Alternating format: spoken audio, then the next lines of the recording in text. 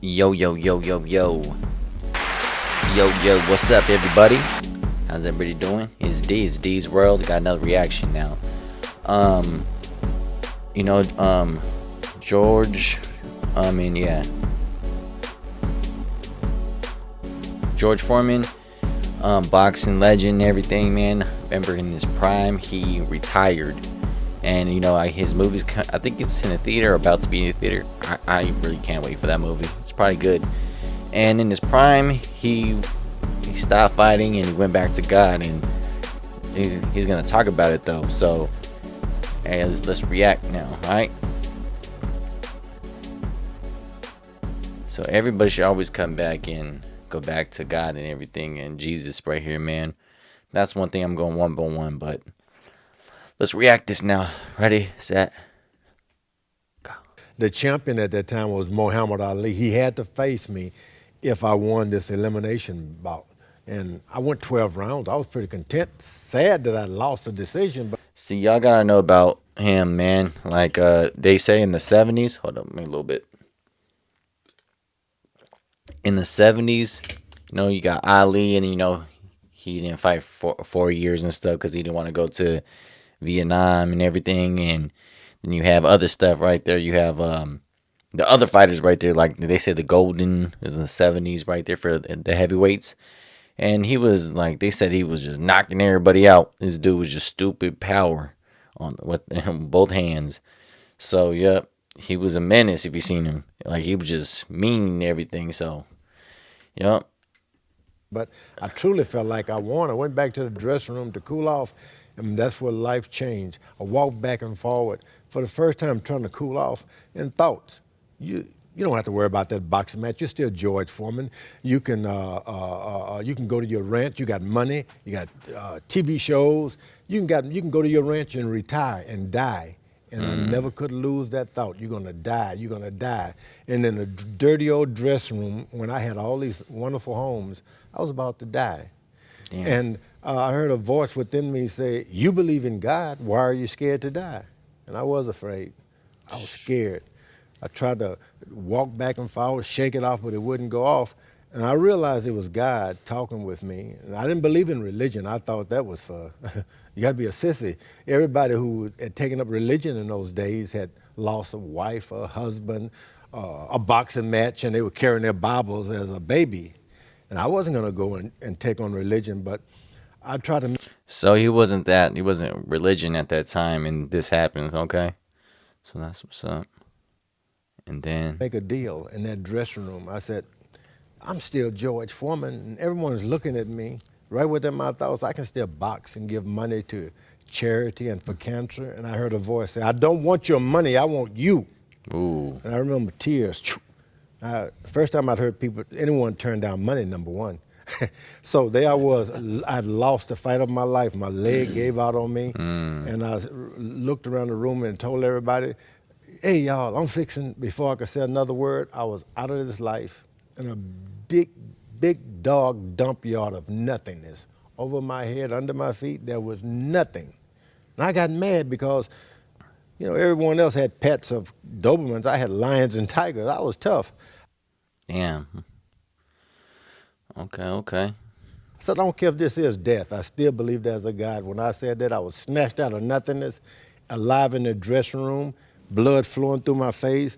But then I saw blood flowing, coming down my forehead. I hadn't been cut from the match and on my hand. And I started screaming. I haven't stopped to this day. Jesus Christ is coming alive in me. Ooh, deep. Okay, this was going now, huh? That's what happened to me in that dressing room. How did people respond when you started talking about Jesus? Most everybody, I was ashamed of it myself. I was champion of the world, and people are going to say, he must be scared to fight. He's coming up with an excuse. Even my parents thought I had lost my mind. And I thought I had lost my mind too, but you never forget the smell of death. Yeah, of course. It's like a horrible smell. Even when I'm speaking with you, I don't want to think of that. To be nothing, there was hopelessness. That's all I had in this dark place. I was given a chance to live again. A lot of people thought I was crazy to walk away from boxing because I was at the height of my He was in his career. prime, But I walked yep. away because I didn't know what else to do. For Man, That's deep. You just gotta sign, man. Everybody has to find their sign, man. Your sign, and you gotta go for it. Stick it. All right.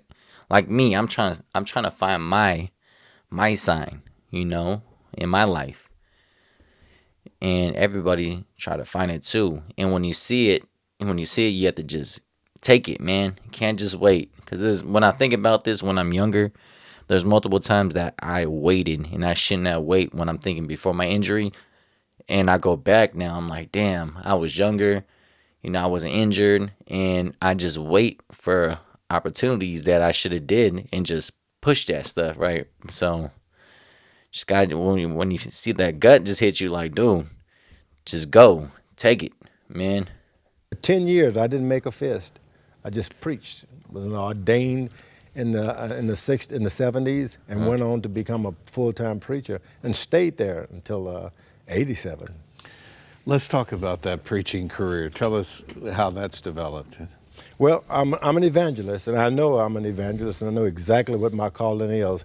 And people ask me, what is your calling? I said, just to be myself. God gave me a second chance to live, and to live and show people there's a life beyond fame and fortune. You can be the best human being there is, and it's impossible to be a good human being without God interjecting Jesus Christ into your life. You must have some kind of wife. I mean, she must be very special. Tell us about her. Oh, my wife. To give you the story, I was very successful with the George Foreman grill. Yeah. And I didn't want to be bothered with that because people were always offering me a.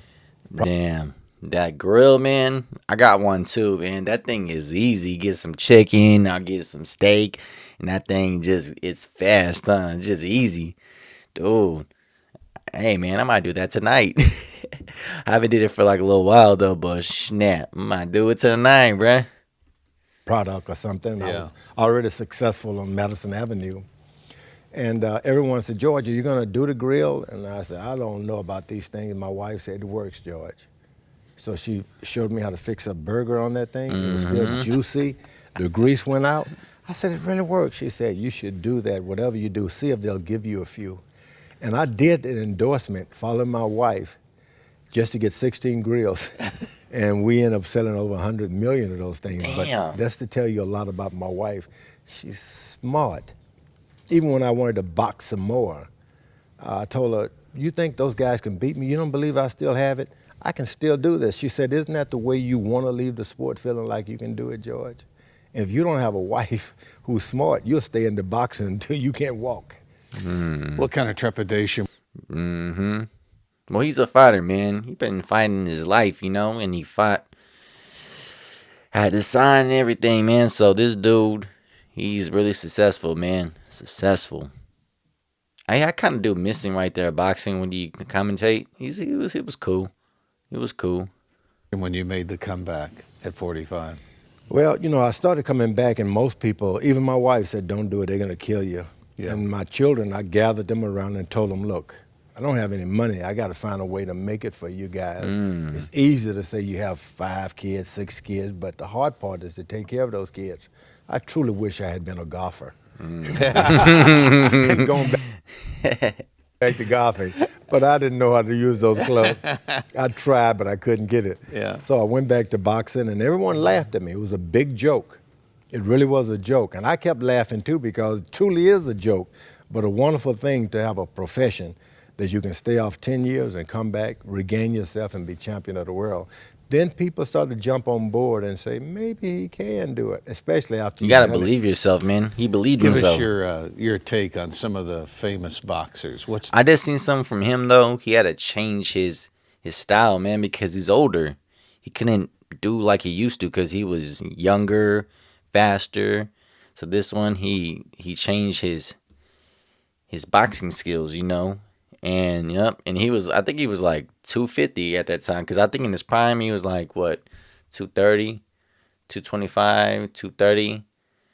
But then when he came back, I think he was like 250, 255 or something like that. You know, shoot. their strengths? I look back even in past days to the great Joe Louis. Evidently, he was the most well-trained athlete ever. He get in the ring and do the same thing over and over. He was champion of the world for over a decade. And Archie Moore was light heavyweight champ of the world. And that's one in this area here, George Chavello. Yeah. He didn't make it to be champ of the world, but he was the toughest chin I ever faced in my life. I was so afraid of him that I wouldn't win the match. And they stopped the fight, and he was looking like, I had him, and I was looking like, he had me. But it goes back to, there are a lot of great champions I've faced. Joe Frazier, the great Muhammad Ali. Yeah, he fought a lot of great fighters, man. He's a Hall of Fame legend. Everything. Probably one of the greatest human beings I've ever met in my life. Not the greatest boxer, but the greatest human being. How do you explain? I mean, you physically and mentally are so sharp, and boxing, it's a tremendous toll it takes on the physical body. How do you explain it?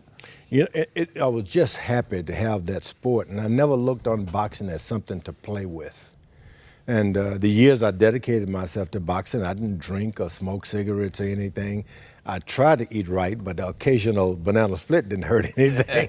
But basically, my second time around, if I tell you I did anything, I'd be lying. God did it.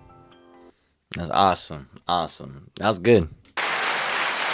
I can't wait for that movie, though, man. I'm going to watch that movie. Now, there's something to me that kind of happened to me, too, man. This is crazy. It's like I'm around 10, 11. I think I'm 10 years old. And my neighbor, he asked me if he want to go to the bay and to a beach right there. So my mom said it's good. So I went with him and two other people I went to school. Now, they're all 1 and 2 years older than me. And we all went with the dad. And we're right there, and we're there maybe like 2 hours. And me and my neighbor, he's like, "Hey, let's go right there in the ocean. Let's go swim." So we went over there. We're swimming, and man, this is always in my head all the time, man. Like, when you're over there in the beach and the wave comes right there, you try that. You try jumping on the wave. That's what we're trying to do. Jump on the wave. We're pretty far too. Jumping it, boom. When it comes, jumping. And one of them, man, like, the wave got so damn big, it hit my homie. My homie went all the way to the sand, all the way to the beach. And I was right there in the water still, in the ocean. And to me, hella seaweed. Seaweed just came nowhere. Man, and it was all into my feet. My whole body. And I was stuck. I could not move. And the wave keeps on going, boom. And I'm going all the way down the water, all the way into the sand. And I'm like right there. And I'm trying to get out the way. You're not supposed to, go crazy with it. You're supposed to let it go, let it just loose and stuff. But I'm panicking because I only had just maybe a couple, 5 seconds. When I got up, another wave, boom, hit me. I'm right there in the water. Boom. Goes right there all the way again. I did hella times, man. Boom. And I'm talking about way more seaweed. It went everywhere. And I'm thinking man, dude, I'm about to drown. I think I'm about to die, man. And I'm barely breathing for seconds and seconds. And it's going faster. It feels like it's going faster and faster. And I'm losing. And the last thing I remember, man, it's I'm like, dude, I'm about to drown right here. One thing I remember, to me, I'm looking up into the sun, and there was a wave, and I'm looking at the sun. So at the same time, it's like slow motion, and I'm just thinking please God, please, I don't want to die like this, man. Help me, for real. I'm thinking in my head, help me, please, man. I'm about to drown. Please help me. And I close my eyes, man. I'm like, please, because I can't breathe anymore, man. I'm in the freaking water hella times, man. And then the only thing I remember, I got up, and dude, no bullshit, I'm all the way in the sand, right next to the beach again, right there in the beach. I'm the water right next to the beach. I don't know. Because I didn't see. I guess the wave just took me all the way over there. I have the seaweed no more, and I didn't tell. I didn't tell people for a long time, man. I didn't want to tell my friend. I didn't want to tell my mom because my mom probably got mad. I'm thinking man, she's not gonna let me go out to some stuff. But I'm just thankful for that, man, because I could have drowned. I really think about this all the time too. That's one thing that I didn't that's why I feel like I have. There's a calling or something. There's something I'm trying to find it about myself. So that's what he did, you know? And that's why I feel like, you have to find your signs and stuff, and that's what I'm trying to get mine. But I think about that every day, man. When I almost died or drowned, man. Close my eyes. Boom, I'm right in the beach, dude. I'm just tripping. I'm like, man. That's what I'm thinking about because I really closed my eyes. Boom, I'm right there. No more seaweed. It was on. It just came off of me, man. I don't know how. It was just crazy. But yeah, man. All right. So that was a good interview, man. Good job, man. All right, man. Hey, subscribe, put your thumbs up, and all that, man. Show love. All right. Peace.